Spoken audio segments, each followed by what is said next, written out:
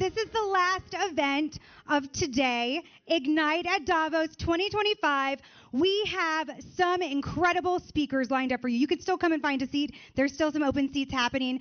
We are so excited. These speakers come from all walks of life. This is an event like no other because it's going to be 5 minutes each that you're going to hear from them. Their slides are going to go super fast, and they're going to share from their hearts stuff that's really important. But before that, I have somebody that's kind of like my very best friend in the world. You may have heard of him. His name is Dr. Deepak Chopra, and I love him so much, and he's agreed to come and open up our program with just some words of wisdom. But the thing that I love about my best friend is that now I'm going to be able to put him in my pocket, because if you go to this QR code right there, you will be going to deepakchopra.ai, and you will, like me, always have your best friend around with his wisdom, with his kindness, with his humanity. And so, Dr. Chopra, thank you for being here and opening this program for us.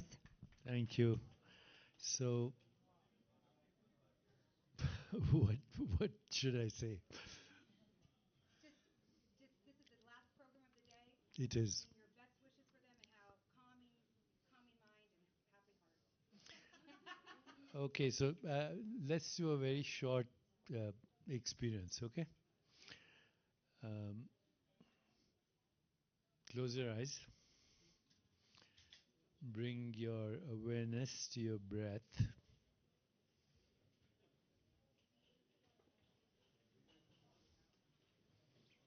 And now bring your awareness to your heart.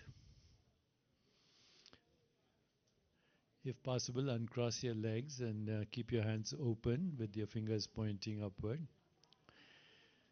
So bring your awareness to your heart and try to feel your heartbeat. See if you can feel your heartbeat.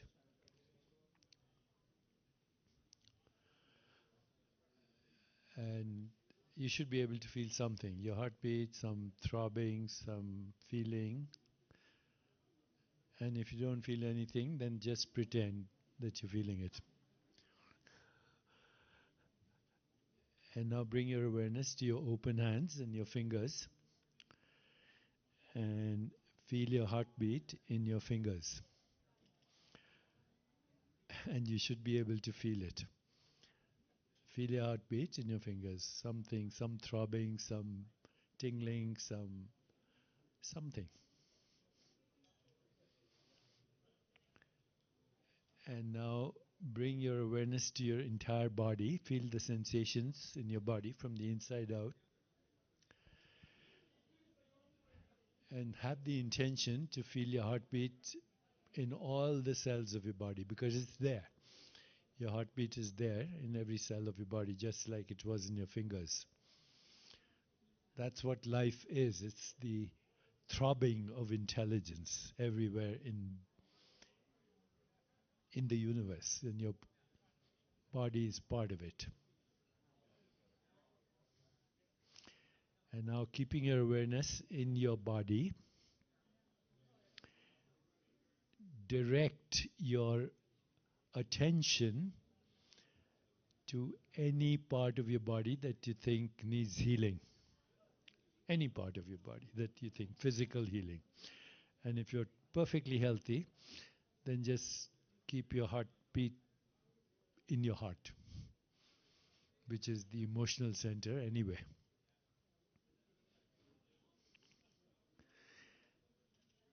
And now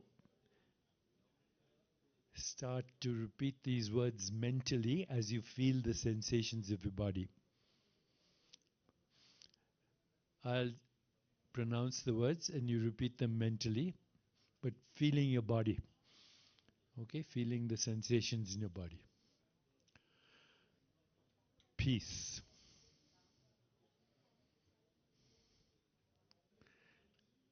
Peace.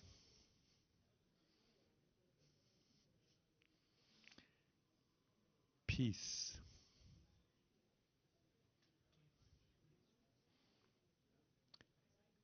Harmony.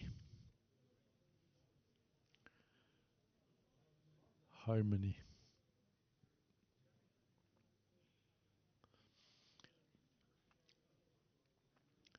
Harmony.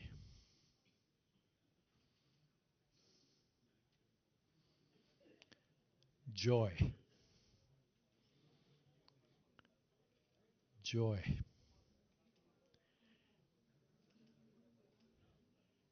Joy.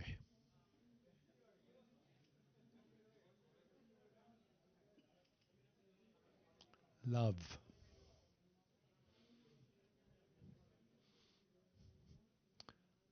Love.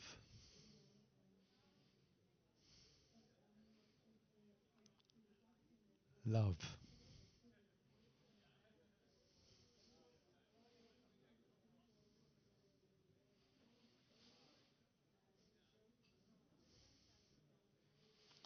And now commit to yourself that wherever you go and wherever you are, you'll carry those four intentions with you: peace, harmony, joy, and love. And now relax into your body and slowly open your eyes. And if you have any questions, of course, you can go there. Also, if you want to learn any meditation for sleep, for healthy relationships, for energy, you can check it out. Thank you. Thank you so much, Dr. Chopra. That was beautiful and so grounding. We were so honored to have you with us. I hope you all are feeling great. He's not able to do photos or anything right now, so don't worry about chasing him down because he can't do it. But that was a beautiful start. I hope we are all feeling present and excited and ready for our very first talk. But before we do that, I feel like it's probably a good idea to introduce myself. My name is Melissa Stiers. I am the Chief Global Growth Officer for Mia AI.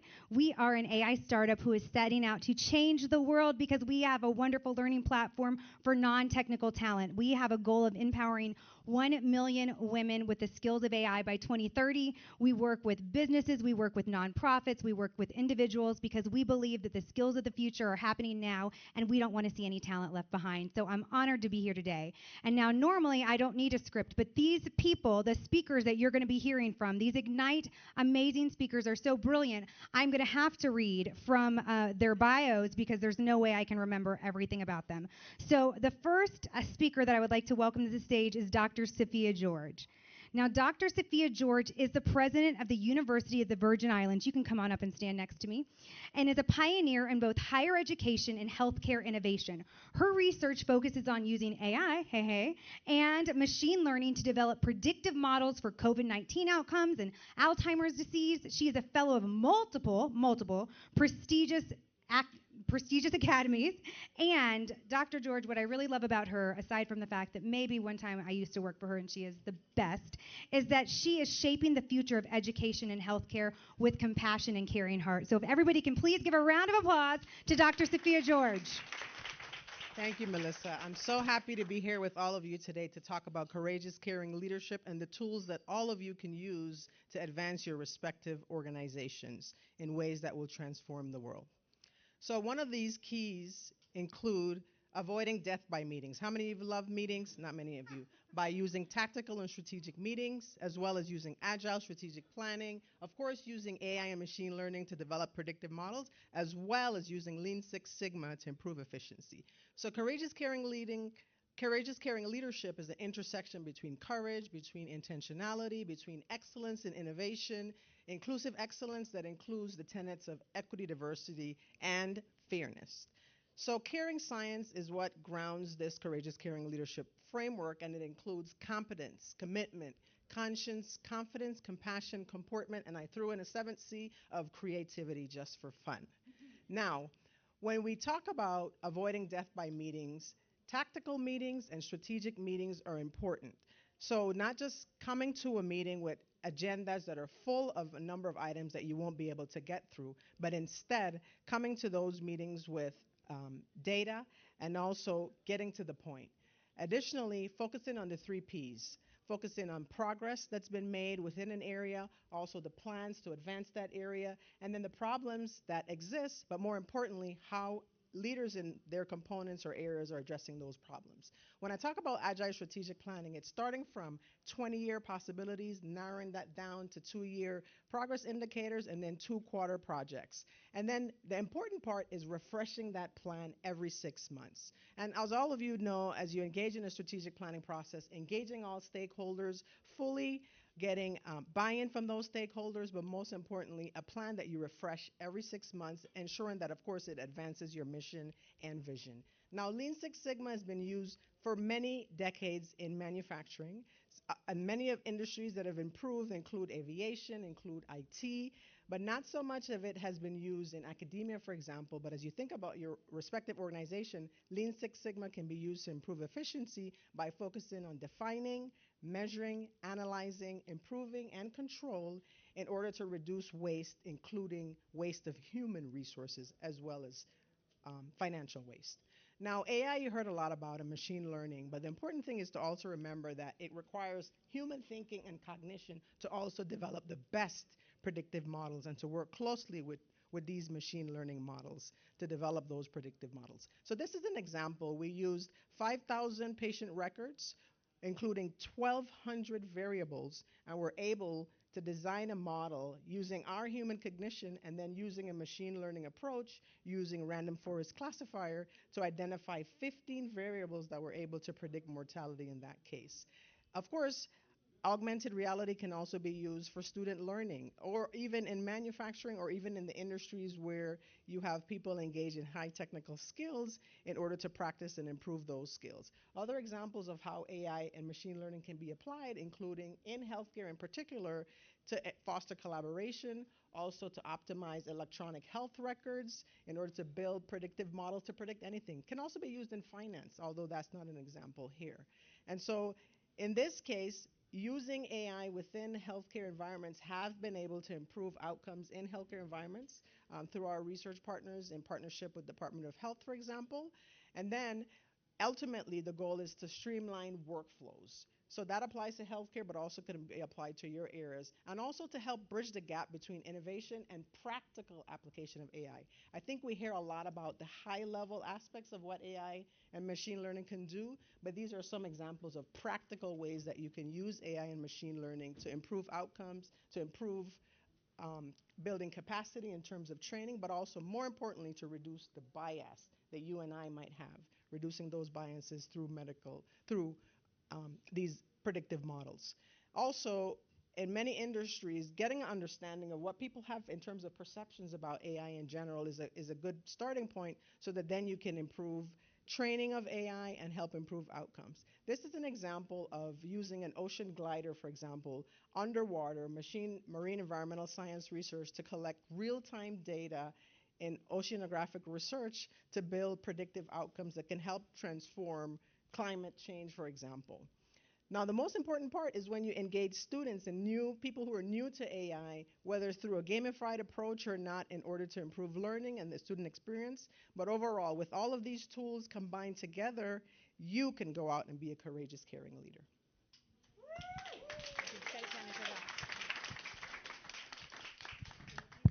Dr. George, that was fascinating, and I think we all learned a lot. We all can, I think, go without some meetings and be a little bit more organized. The next speaker that I have the honor to bring to the stage is Sid Wilson. Now, Sid Wilson is the president and CEO of the Hispanic Association of Corporate Responsibility. And Sid, you can come on and walk up here with me. Now, this is the United States' largest advocacy group advancing Hispanic issues in corporate America. The first Afro-Latino CEO of a national Hispanic organization. Sid spent 21 years on Wall Street. And what I love about Sid's story is he started, if I got this correct, in the mailroom. So Sid started in the mailroom to become, yes, I love this, to becoming a Forbes #1 ranked analyst. So I think this guy's got some hustle and some growth mindset that's pretty freaking awesome. And he's been appointed by 2 U.S. presidents. Sid's leadership continues to make such a profound and incredible impact in the world. Sid Wilson, thank you so much for being here with us at Ignite. Thank you. Diversity, equity, and inclusion. We know that these are initiatives that were put in place to address the disparities that have impacted people of color, women, LGBTQ plus communities, people with disabilities, or others that have been historically marginalized. But there are those that think that it's time to put an end to DEI. People that want to take us backwards. So I'm here to debunk some of those myths that we hear out there as to why we should no longer think about these things that are so important that we know are empowering in exchange for disempowering. Let's first start with the opposite of diversity, equity, and inclusion: homogeneity, inequality, and exclusion. That's not what we want, right? Of course not. This is why diversity, equity, and inclusion matters at all levels within corporate America. And so when next time they tell you that, oh, DEI is a quota, we are not quotas. We are people who are qualified that when given the opportunity that we will succeed, we will prevail, and we will excel. The next time they try to say, oh, DEI compromises qualifications or merit, remind them, when's the last time you asked those others about their qualifications before you ask people of diverse backgrounds about our qualifications? Let's understand that when given the opportunity, we will prevail and make sure that there are more voices in there, not just groupthink. But let's understand also one of the biggest misconceptions about corporate America, that we think that merit and qualification is linear from early career all the way to the corporate boards. Here's the reality. When you show me your resume, I'll show you a mid-level manager job because those are qualification based. But when you show me your sponsorship, then I will show you those C-suite positions. But we understand that sponsorship is subjective to bias. People who are sponsored into higher levels are sponsored for a variety of different reasons. Because sometimes it's qualification, but sometimes it's about nepotism. It might be about favoritism. It might be about someone that looks like me or talks like me or has some of the similar backgrounds. That's why we need diversity, equity, inclusion at all levels, so that way we are all not just showing that we can be our full authentic selves regardless of your race or your gender or who you love or your diverse backgrounds, that we can show that we have what it takes to do that. But it requires us to think about intentionality. It requires us to think about allyship, so that way people that are not in the room, who should be in the room, that we can be a part of those opportunities. Because when that happens, then we know that corporate America and our society will look like what we are servicing.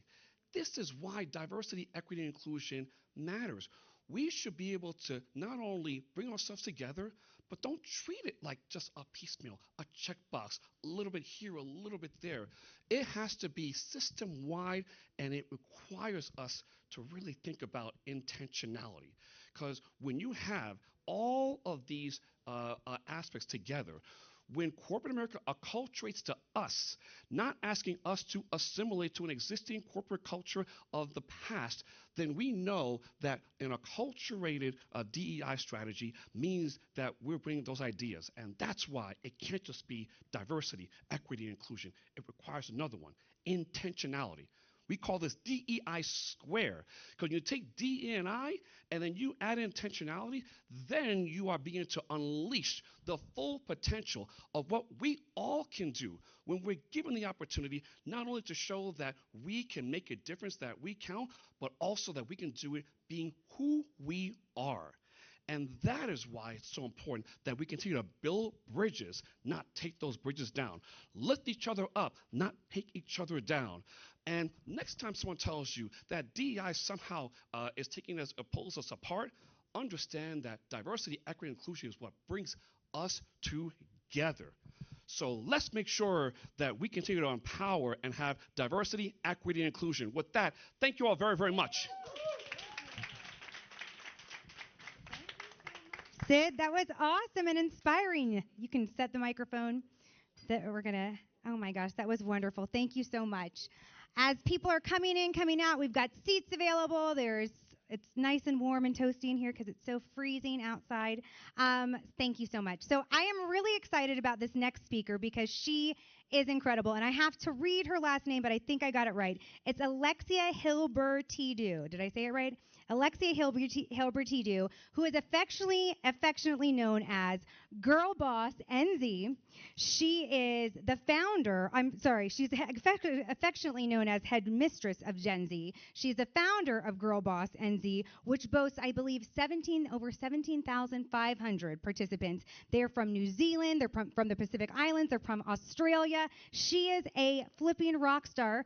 She's, no big deal, flown with NASA, as we all do, right? She's flown with NASA. She's a National Geographic explorer. She has captivated over 150 stages, so I think maybe this is 151. We're really excited about that. She is a Forbes 30 Under 30 recipient and honoree. And then this is very cool. I've got to read this right. She is the youngest ever recipient of the Queen's Young Leader Award. That's really, really awesome. Alexia, she is a powerhouse, and we are so honored to have her with us today. So I'm going to ask you to go ahead and grab that microphone and turn it on, and we are going to welcome to the stage Alexia Hilbertidou, who is Miss Gen Z, Next Gen, amazing, amazing, wonderful woman. Thank you for being here. Thank you. My career has been beyond my wildest imagination. And it hasn't happened because I'm the smartest in the room or the most popular or because I followed the advice of Dr. Phil, but in fact because I was never afraid to be the odd one out. At 14, I was the only girl in my school's digital technology class. And later at 15, I was the only girl in my advanced physics class. I wasn't deterred by this, however, and I remember entering my first coding competition. And they had an inspiring speaker take to the stage. And he said, if you code hard, if you work hard, one day you can grow up to be just like these guys. And showed this exact picture here. Does anyone want to guess who these guys are? They're the founding members of a company that starts with P. PayPal, exactly. They're now referred to in Silicon Valley as the PayPal Mafia, which just goes to show you're not uncool, you're just not rich yet. But I remember sitting there and seeing these role models and really wondering, we need to get more diverse people in these spaces. I wasn't deterred, and a few months later, I entered another coding competition. This was pretty exciting. I was 16, I just won a university-level coding competition, and I was on track to achieve the dreams I've dreamt about since I was 8. I just won a full-ride scholarship, $30,000, a paid job at IBM, and all of the technology equipment I could possibly imagine. So as you can expect, the next day I walk into my technology class and my proud teacher announces the news to the boys in my class. Now, because I'm feeling pretty cool, I'm expecting a bit of fanfare, to be honest. Maybe a standing ovation as I walked into the room. Perhaps my computer in the computer lab would be engraved in my honor. Alexia coded here. Just some of the standard fanfare I was expecting. But instead I got a completely different reaction. You only won because you're a girl. They probably just wanted you for the promotional ads. I thought that was quite the compliment, actually. Girls' brains are smaller than boys' brains. It's been scientifically proven, and that's why they're not in tech. Yes, really, these were the comments from the boys in my high school at 16. I wasn't deterred by that, however, and so I thought, I'm going to do something about it. I started Girl Boss New Zealand, a network for young women passionate about science, technology, engineering, maths, leadership, and entrepreneurship. It's been an incredible journey since then. We're now New Zealand's largest organisation for young women. 1 in 7 of all young women in New Zealand are currently enrolled.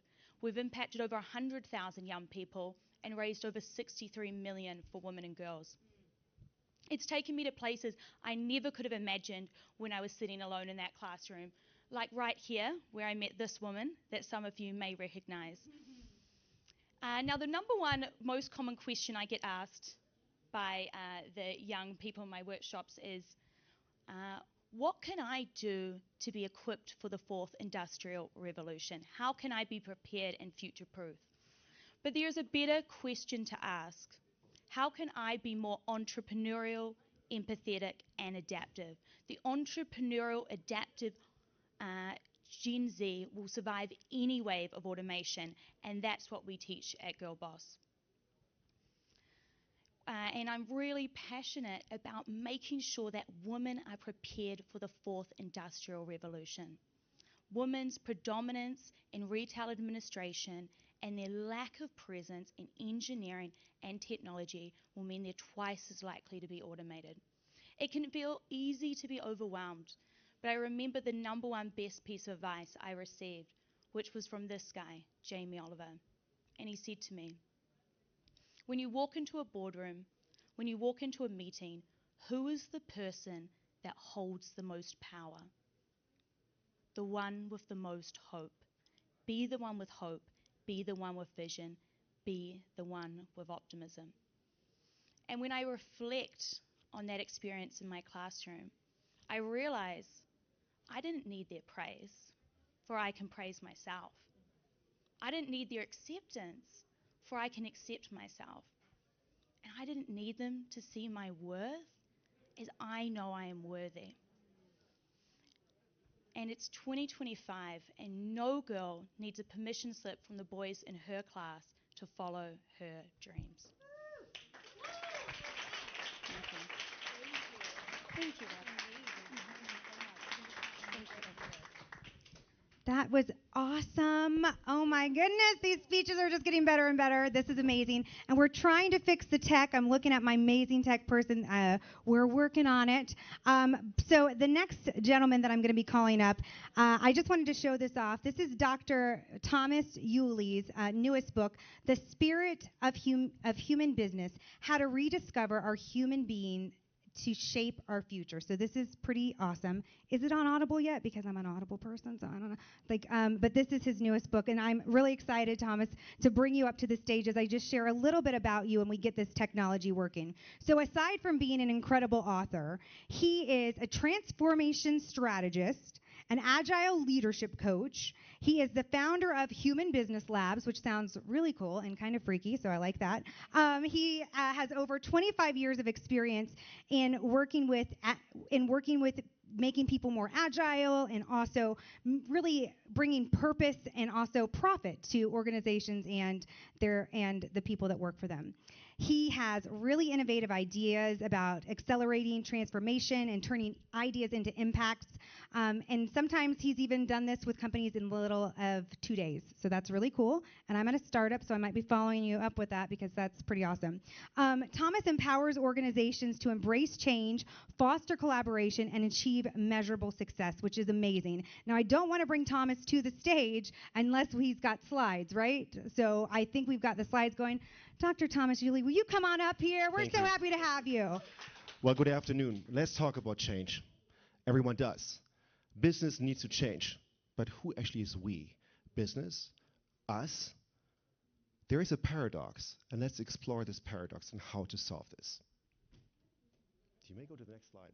There you go. And we start with business transformation. The problem is 70%, according to McKinsey, of all business transformations fail. And not because of technology, not because of processes, but because businesses do not engage people. As a matter of fact, 77% of the global workforce is not actively disengaged. And this causes business trillions of dollars every day. I believe we can do better. Imagine a future where transformations do not impede but unlock potential, where we have teams that are energized, that are empowered to lead the change. This is not a vision. This is a necessity. Okay, we know we have to, people, purpose, and profit. We have to align it. But why is it that we're struggling doing so for years, for decades? Why? What is holding business back? Well, maybe it's because businesses doesn't trust people, that your business wants to control you. What can you do about it? That's a big question. And as a matter of fact, there's more than you can think you can do. Let's do an experiment. And we go for, in the next questions, go through your mind and really just think about the following. And we start with this. What's important to you? What motivates you? And why is this important? Dig a little deeper. Why is this important? And now imagine someone or something comes along and takes this away. You will never ever get it. What happens if nothing happens? You feel the pain? Nothing's going to change until the next slide. Now take the pain and now dream big. What's the ideal scenario? How do you want to live in the future? Experiences. How do you want to work? What do you experience? And what do you contribute? This is your vision. The next question then is, today or until the end of this week, what are you going to do that will bring you closer to your vision and addresses your motivation? That's the practice. No, you're not alone. You're working with, say, teams. So, what's important to you and your team when you're working with people? What do you value the most, and why is it important? And now we do the same exercise again. An ideal scenario, a dream team. What does it feel like? What do you want to experience? How does it feel? A dream. And then the question is, what are the rules and principles of engagement that address your motivation and your vision, your values and your dreams? Concretely, what are the rules and principles of engagement? Now we're talking about business. The question is, can you change business overnight? No, you cannot. So let's start small. Think of an idea for a project, for a pilot project. Anything, something small. Okay? And then you ask yourself, what are the issues that you're trying to solve? What's the root cause of these issues? Who's affected by these issues? And what happens if nothing happens? You feel the pain, hopefully. And now, enter dream world. What's the ideal scenario? Now, we're not talking about a solution. We're talking about a dream, a vision. What does it feel like? What do you want to experience? Go far, far future. And then the next question is, in your project, what concretely can you do that will bring you a little bit closer to your vision and that addresses the root cause of the issues you're trying to resolve? Practice. Walk the talk. And then bring it all together. Align the drivers, the dreams, the needs of yourself, of your team, and the business. And you know what in here? Right there? That's a wow project. That's your first human business project. So moving along, there are lots of questions. Keep in mind, what's important to you? How do you want to live? How do you want to work? And what can you do today to shape the future, even if it's just a project? Impossible? No. Go for it. Yes, I love that. Thank you, Dr. Thomas. Oh my goodness. Makes me want to dream really big, and I already have big dreams. I'm like getting excited. I'm getting pumped. This is amazing. Thank you, thank you, thank you. Now I have the distinct honor to welcome up to the stage Trisha Rao. Now, Trisha, come on up. You can find your mic there. She is actually our youngest speaker for the entire session. She is the founder and president of GLOW, and this is an international nonprofit that addresses health inequities, food security, and also deals with refugee welfare, which is absolutely amazing. She's a high school senior, but much taller than me. I don't know how that's fair, but that's okay. She's a high school senior, and she's already impacted over 10,000 lives as a high school senior, through all these amazing people that she's working with. She also created an AI tool to actually help and assist refugees as they move to new areas. She's an award-winning author, artist, and advocate. Author, artist, advocate. So fun. She's an author, artist, advocate who's raised thousands of dollars for disaster relief and education. Can we please give Trisha the biggest round of applause? Woo! Thank you, Melissa. It's an honor to be here. Yeah, so I'm here to talk about the power of youth leadership and my nonprofit glow. Yeah, next slide. Yeah, okay. So I actually grew up speech delayed, and I was able to find my voice through art, and through painting, I was able to express myself to the world around me and use it to make an impact. So, yeah, so when there were floods in Andhra Pradesh a couple years ago, I felt scared in the face of nature, and I knew I had to do something to help. And I used my art to help. I started with creating paintings that would be sold to later raise funds to support the reconstruction efforts and also to give 10 children scholarships. And through this, I realized that art was not just from expression, it could be a tool for change worldwide. And something that's inspired me is my grandparents have always instilled in me the value of the world as one family, and something they've been part of since I was young. On the left is a photo of my grandfather working with Mother Teresa to improve orphanages in India. And when I saw the Syrian refugee crisis, I felt really gripped by the idea that they lost their homes, been dislocated, and I used my art to help. I would later write my book, Believe in Yourself, that focused on a message of hope and resilience. I'm using my art and my poem. The main character is my dog, Sunshine. She's very cute. Who goes to the jungle to learn life lessons such as hope, teamwork, etc. And we would actually launch in Istanbul in 2016 to Syrian refugees. And it would serve as a message of hope to them. I would read it to over 10,000 refugee children worldwide in places like Lebanon, Kenya, India. Yeah. And it was something that really struck with me because I saw how resilient they were despite everything they had doing, becoming doctors, lawyers, despite everything that had happened to them. And I had a lot of support through this from family, from mentors. I wanted to create a similar platform of support for other high schools. So I started my nonprofit, Glow, as Melissa briefly talked about.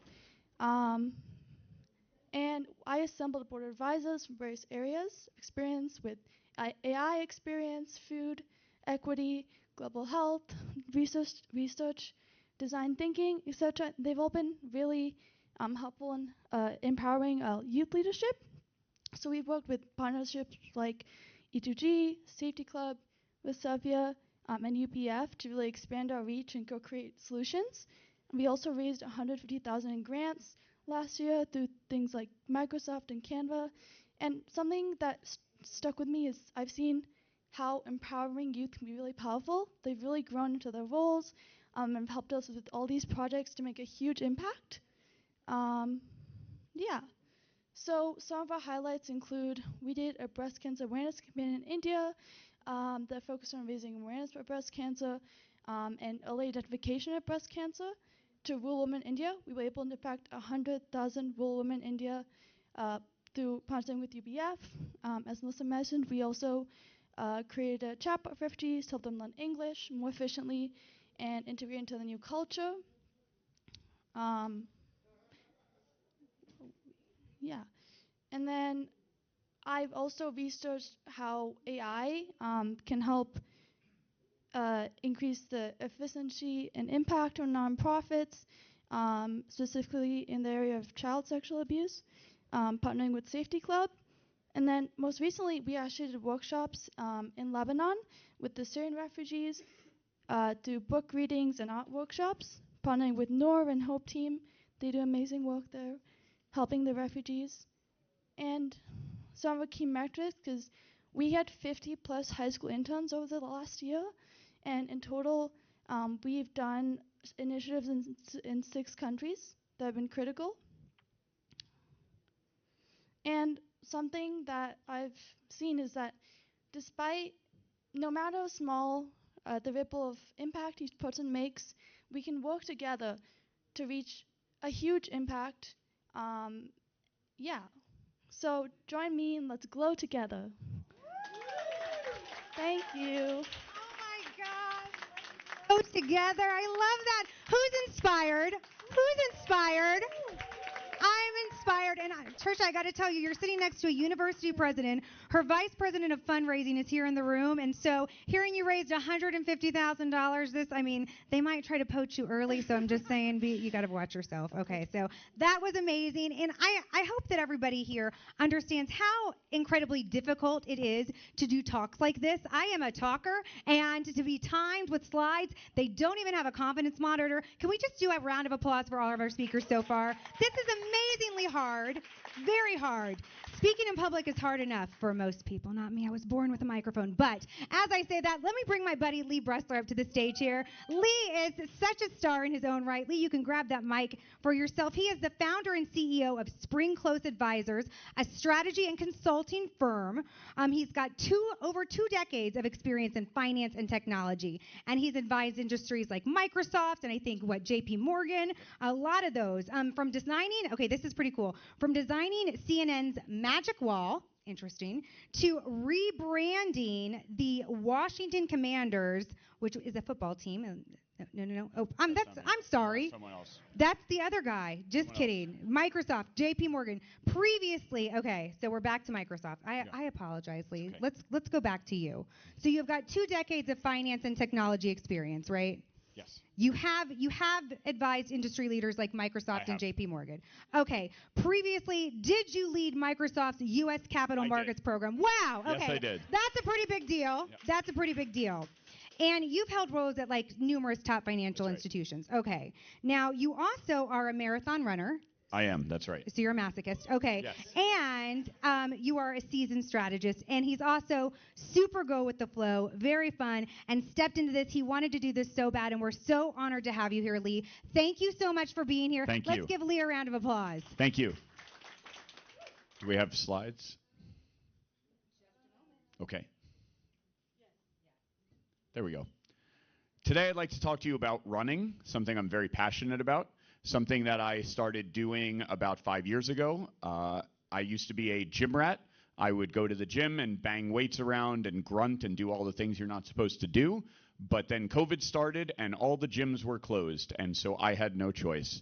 I had a Peloton Treadmill Plus in my basement. I love it. It's an incredible product, and so I decided to start using it. I started with 5 minutes, see how it goes. The next day I did 6 minutes and then 7 minutes, and you just keep going. Now, the Peloton is interesting. You can kind of see those lines on the belt. So most treadmills have one continuous belt. This has slats, which make it much softer on your knees and your joints and encouraged me to run and felt really good. Now, I'm very competitive, and I liked that the treadmill would give me a score for every run, so I felt like I could improve every time I did it. I used to wear my regular sneakers when I went running. That's a big no-no. Do not do that. Get proper running shoes and put them on only when you are going running, and take them off when you are done running. They are not your walking around shoes. There is an incredible advancement in running technology in the last several years, and the biggest one is carbon fiber plates in the shoes, which help return about 6% more energy to you with each stride, which means that you can run 6% faster with the same amount of energy used.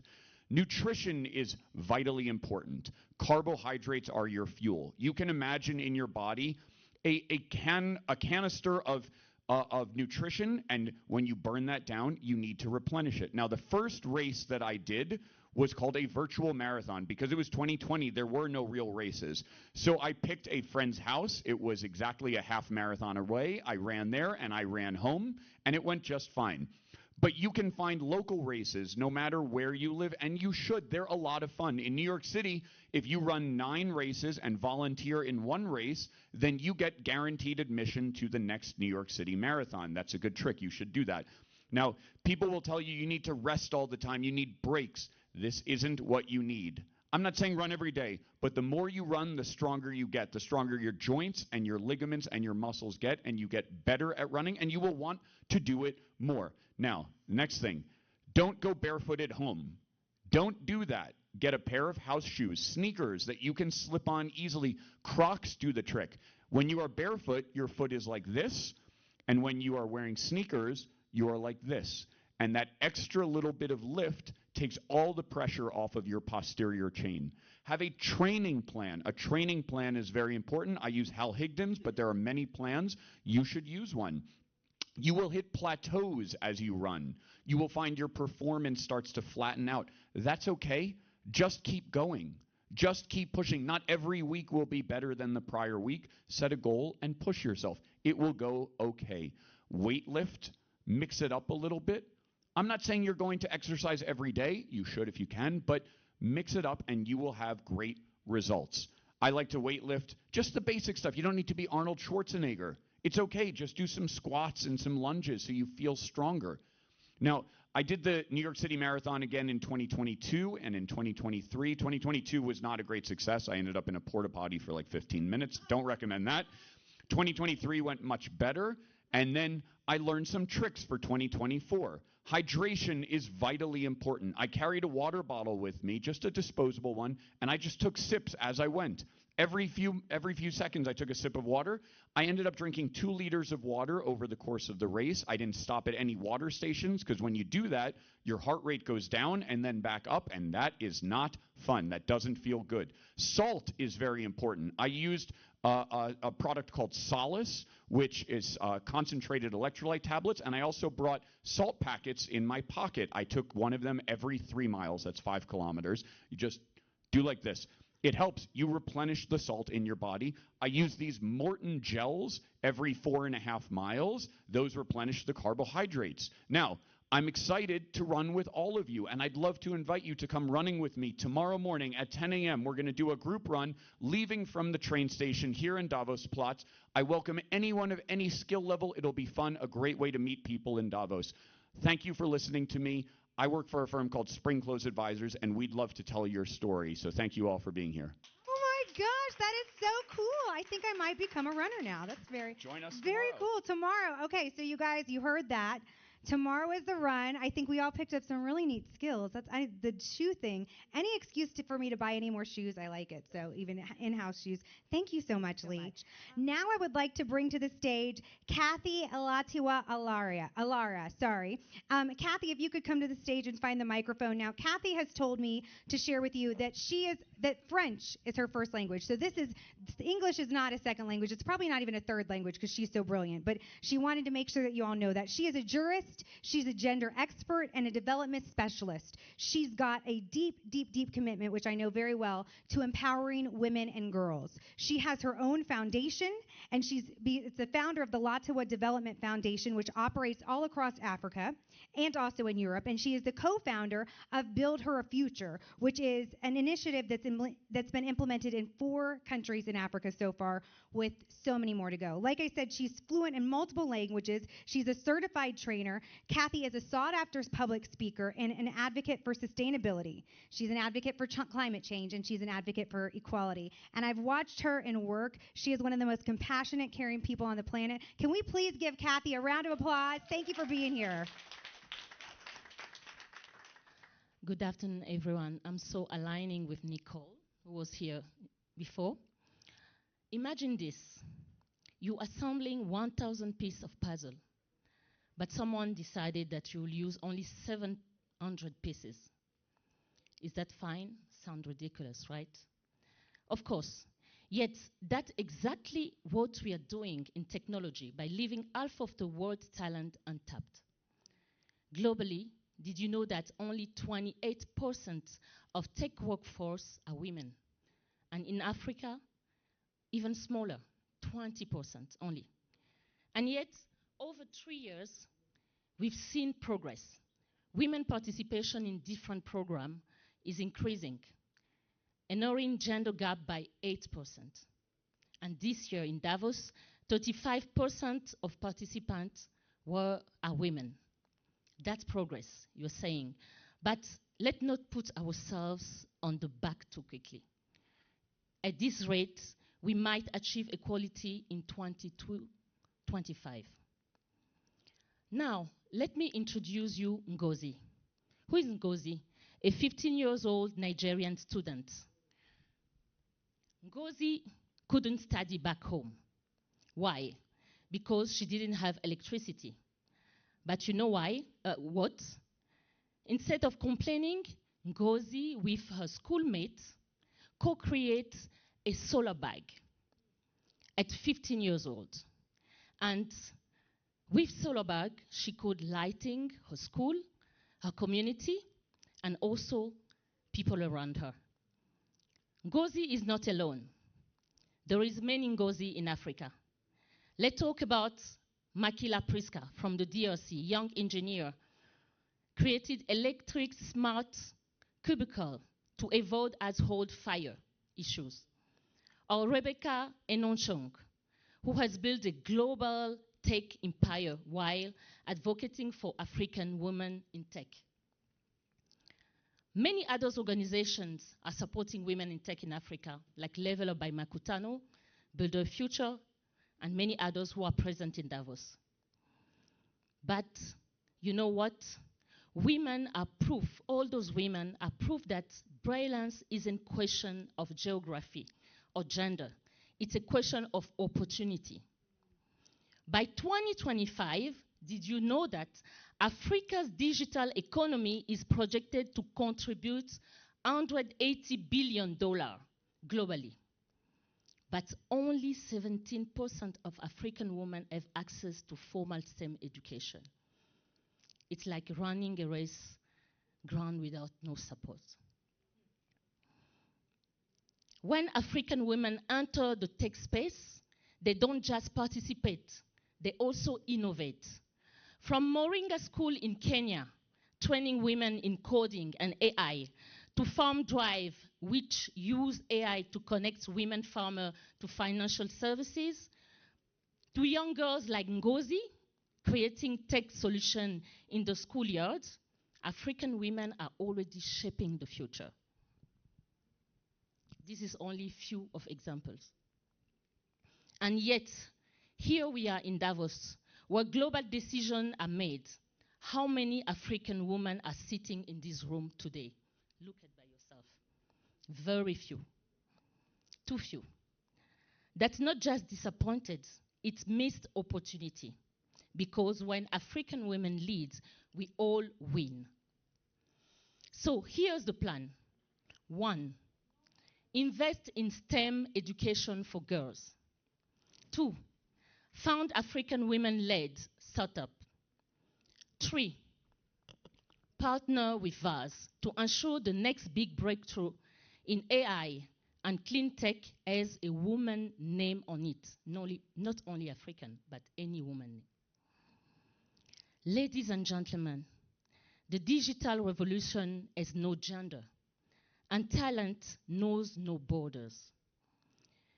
We need to work together towards supporting women to use technology in scaling up the entrepreneurial endeavors, the business. The Build a Future project, which I'm privileged to co-found, aspire to give 60,000 African women entrepreneurs trainings opportunity in circular economy, agri-tech, waste management, and renewable energy by 2030. Because, you know why we are doing this? Because empowering women isn't just about doing the right things. It's about doing the smart thing. It is the golden investment opportunity. Let's collaborate and go to work. Thank you.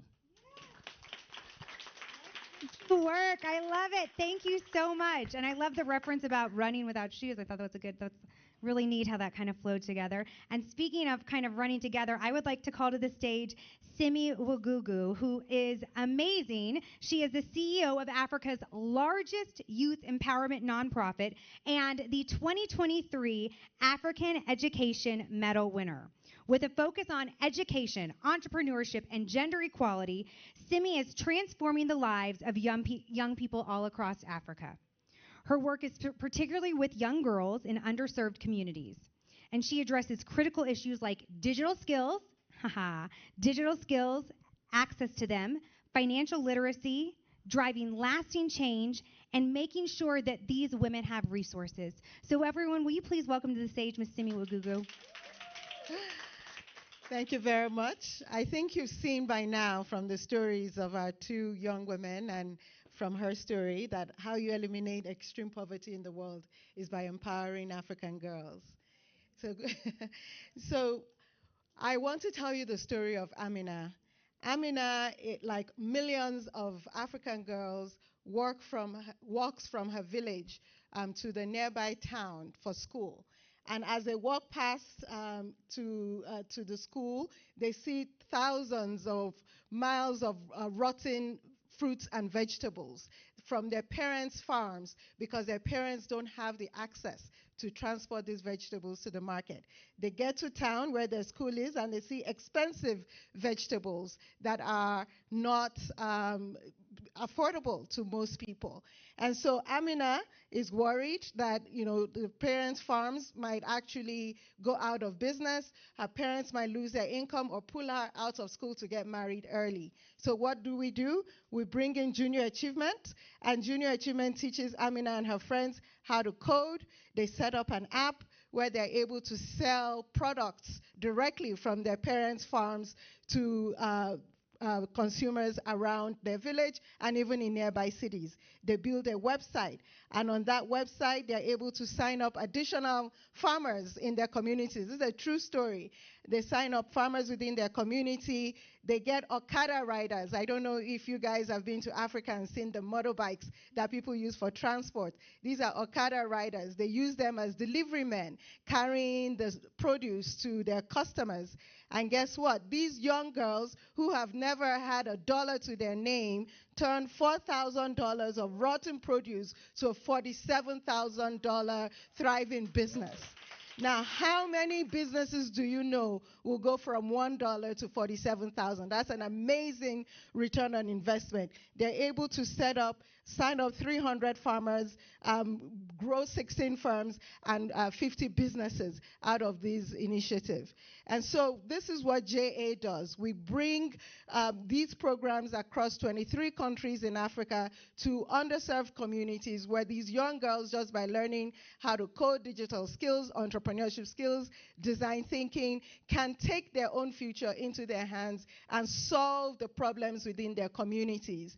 They don't have to wait until government or somebody else solves those problems. They can do it. We've reached over 5 million students across Africa to do this. But this is not enough. There are millions more like Amina who face an uncertain future where their parents are pulling them out of school to get married. Africa still has the highest number of girls out of school, highest number of girls getting married before age 15, highest number of girls who have to choose between marriage and education and losing that fight because, the parents have to survive, the family has to survive, the farm income is not sustaining us anymore, and somebody wants to marry you and give us money.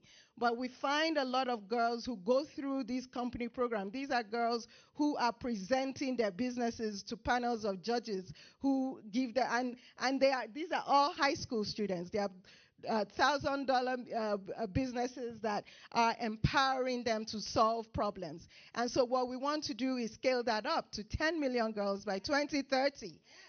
So your 60,000 will be part of our 10 million. 10 million girls, can you imagine empowering 10 million girls with entrepreneurship and leadership skills, forming global connections to mentors such as you, and what that could do for the continent and for the world? Because we believe that they are at the bottom of the privilege pyramid, and if we uplift them, we uplift everybody else across Africa, not just across Africa, but across the world. And so what we're trying to do is get these 10 million girls the opportunities that you and I have to be in this room. And this is what happens when you do that. These are our African girls that are running the world. Ndidi Winelli, she's here. She's the president and first female African to lead one campaign. You have our first female director general of the World Trade, and you have Tarie and all these other wonderful girls who do not only take their own success, but they actually multiply it by leading global organizations like this that are in the fight for ending global poverty. Thank you very much. My gosh, I'm pumped. I'm pumped and I'm ready to see that change, the 10 million by 2030, right? Okay, we're marking it down. We're marking it down. And I think that is a great segue to our next speaker, Miss Sarah Antor. You're actually not last. No, we're bringing you up early because it just makes so much more sense. No, and we love you, and we want to have you on stage here. So Sarah's career spans over 3 decades, and it has a really interesting intersection. She intersects with banking, law, and technology. So she comes from the high-yield debt research to leading fintech companies and has done incredible stuff driving workforce in these really interesting industries that we might be hearing more about. But the thing that I really like about her is she is a champion of female founders, helping them scale their business and achieve strategic exits. I would like to say, can I get a heck yeah? Because I want to say a cuss word right there. Woo! Most recently, she served as the COO for the Raymond James Europe and CEO of German Subsidy. I think I'm saying that right. Sarah is a force to be reckoned with. She is a woman's woman. She is brilliant, and she is on our stage right now. Can we please give her a round of applause? Thank you. Thank you. This has been amazing, and I think I'm changing a little bit how I'm starting because of everyone has been speaking here. 2 things that are really important to me are also being an advocate for women. I am coming a little bit from sort of the investor standpoint because I think as important as it is to come up from the community, we also need sort of that power that lies at the top of the hierarchy to start paying attention as well.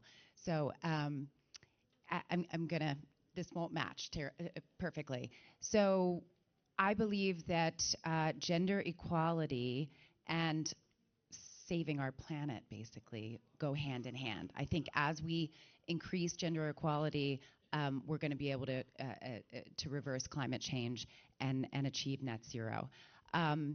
So what I believe is that we need to empower female founders. We need to invest in businesses that are led by women, and we also need to invest in climate. But this funding is failing. I'm going to jump now to here. There's been a word called resiliency here at Davos. It's been a word of the week. Planetary, economic, and human resiliency. I think that the investors, and some of you are sitting in this room, investors need to step up and start investing in climate tech.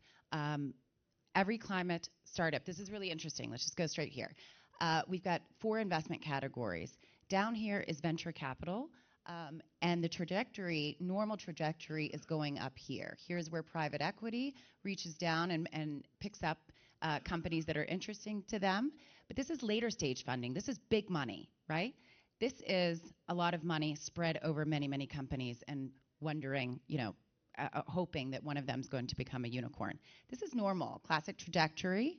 This is what happens to climate tech, and this is what happens to female founders. There's a dip right here.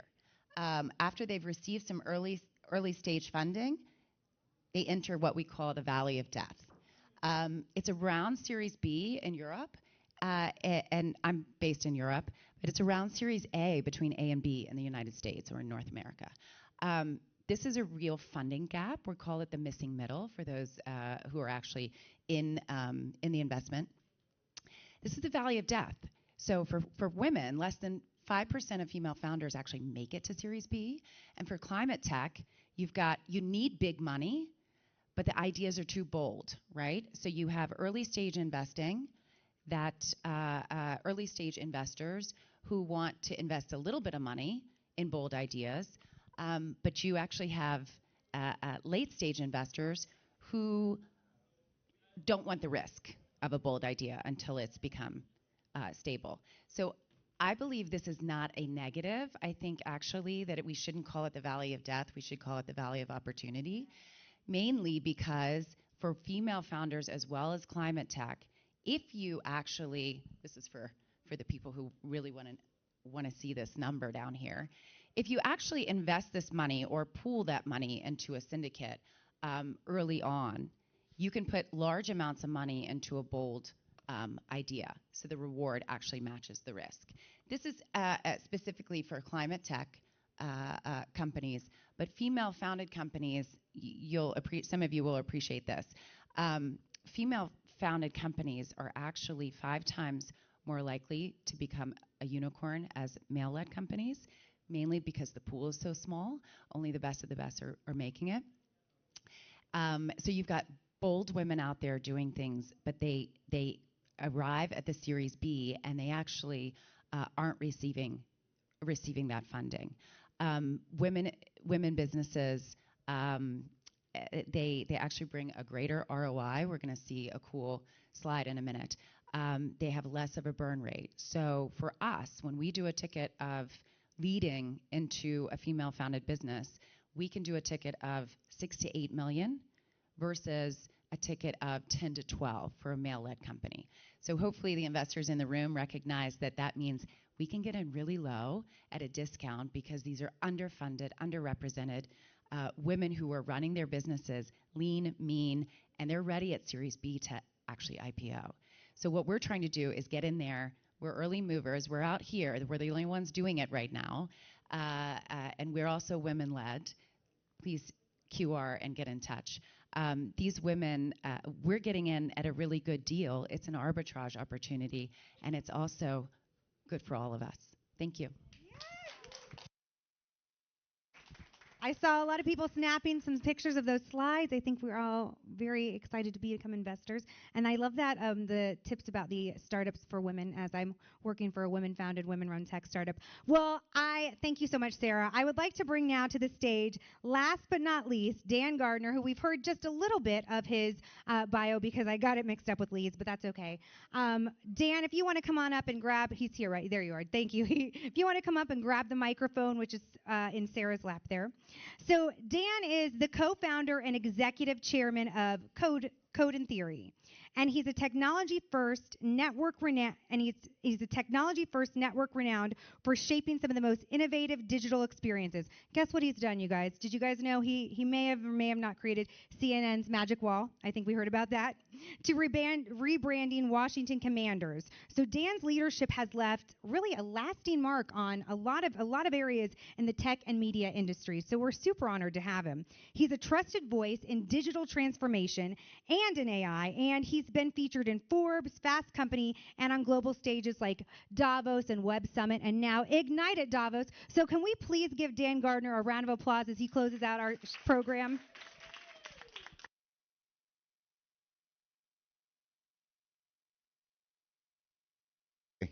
You hear me? So I'm going to talk about how the internet sucks, and despite the negative title, I'm actually an optimist, and how being online got us off course, but it's not too late. I've just heard a lot of talks here, and the internet is a lot of part of the solutions, and it's done a lot of great things. Lots of times I say the internet sucks, and it's like, well, we had Me Too because of the internet and Arab Spring, and we had new industries and new ways to communicate. During COVID, without the internet, it would have been horrible. But for all its accomplishments, it's hasn't delivered on its biggest promise, which is enriching our lives. If you think about like the early days, it was like, we're going to go to space. It's going to be all these amazing things, access. It's like, it's going to make us happier. But I don't know about anybody else, but I don't think we're happier than we were before the internet. There was this huge promise where technology was going to empower us to be like more fulfilled. But the reality is we're just overwhelmed, distracted, disconnected from a deeper potential that this technology could give. If you think back to like the early 2000s, like information superhighway, we're going to have access at our fingertips, but the reality is we're just overloaded with information. We have echo chambers. We don't even know what's real. That's obviously going to get worse with the advent of Gen AI or the promise of social networking. It's like, oh, we're going to be connected with people and our college friends, and we're going to have meaningful ways. We don't even call it social networking anymore. It's social media. It's a media distribution channel. We've turned into consumption. We're doom scrolling. Mental health is worse. Or even if we think about the mobile web, there's like on the go without friction, this access to information and transportation, but we're just dependent. Our heads are down. We're tethered. We have this always on fatigue. So this promised reality of what the internet could be is just not there because efficiency doesn't equal happiness. Engagement is not fulfillment, and information is, as we see, is actually not driving perspective. We've never been more connected, yet never felt more alone, this quote that I thought kind of resonates with a lot of people. And here's a little fancy animation. And it doesn't even work well. I mean, it feels like a boring conference room. It's functional, but it's not inspiring.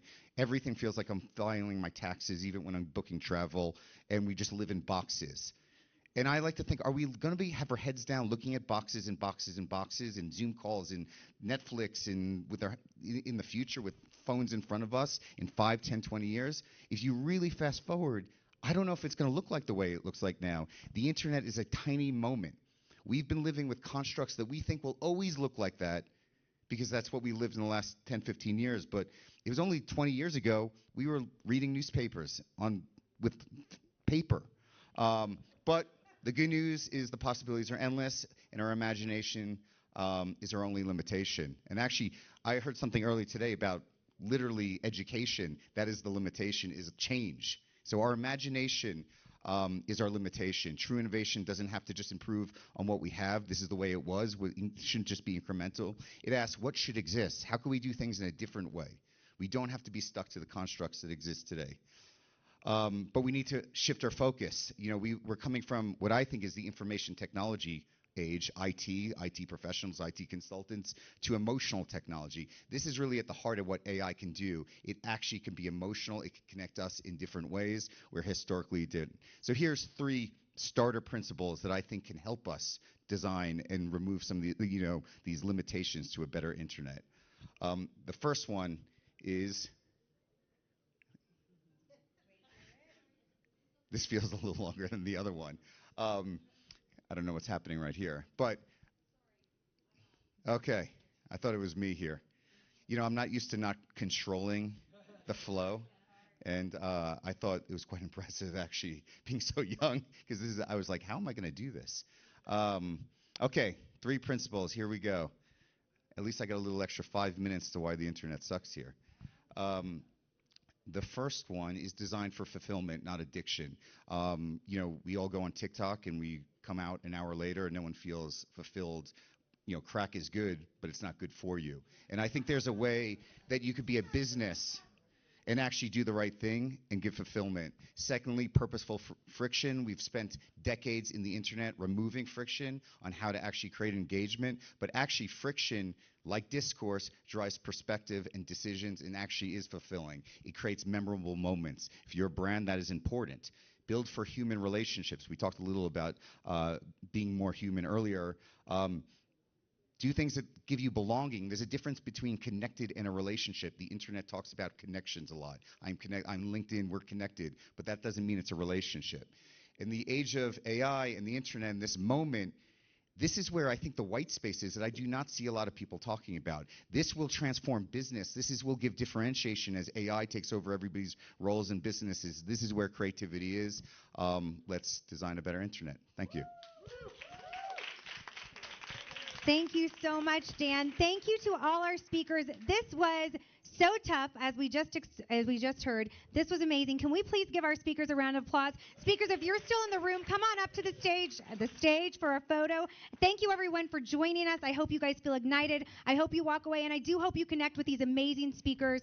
They're authors, they're entrepreneurs, they're children that are taller than me. They are amazing. So come on up to the stage, and thank you all for being with us for Ignite Davos 2025. Thank you.